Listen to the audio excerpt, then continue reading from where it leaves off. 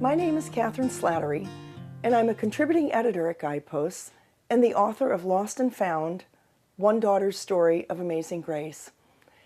Mother's Day will soon be here, and as I'm sure many of you know, when you have lost someone you love, holidays can be very difficult. Since my mom passed away 3 years ago, Mother's Day has been the hardest holiday for me. Maybe this is because everywhere I look, it seems like all I can see are reminders of my loss. For the last 12 years of her life, my mother lived here in this in-law apartment attached to our house.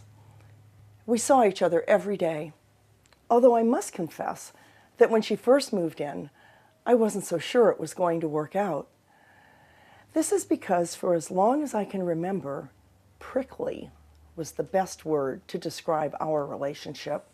When I was a little girl, I remember thinking how Mom and I were like two negatively polarized magnets, like the little plastic apple and orange stuck on our refrigerator door, fighting against an invisible force that threatened to push us apart.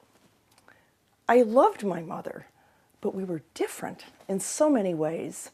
What, I worried, will it be like with her living here so close by? What if it doesn't work out?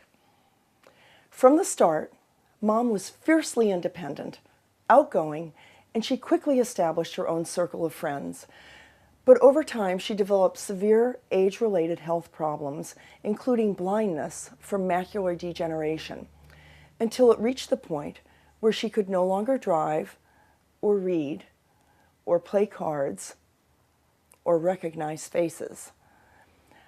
I read somewhere once that courage is not about being fearless, but about moving forward despite being afraid.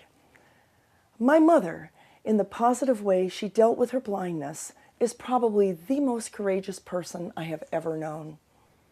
And here's the thing. Had I not been given the opportunity to observe her closely, day in and day out, right here in this apartment, as she confronted the challenges and losses associated with aging, especially blindness, I never would have fully appreciated her optimism, strength, and courage. I only hope when I grow older that I can be so brave. Just the other day, I overheard our adult daughter describe the years that my mother lived with us as 3 generations of women living together. I'd never thought of it that way before. Our daughter Katie and our son Brink were my mother's only 2 grandchildren, and she loved them very much. Because she lived so close by, she was a constant presence in their lives. And following their grandmother's death at age 90, they too experienced the acute grief of losing a loved one.